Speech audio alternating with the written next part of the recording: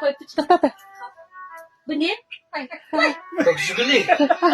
Kökçülük oynadı o. Kolumda oynat.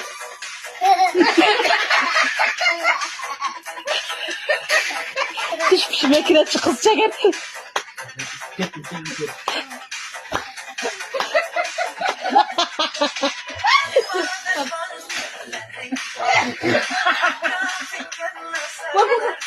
Bak çiledim.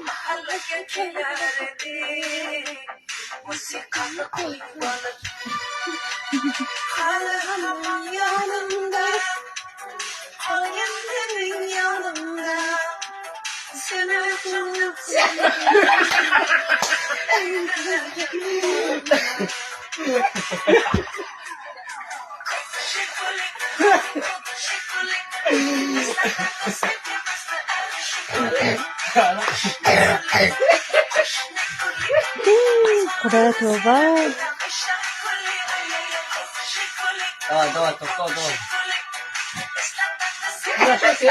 Bıraşık koyup makineydi. Ama böyle şişeydi. Hala birbirine değmiyor. Birbirine değmiyor.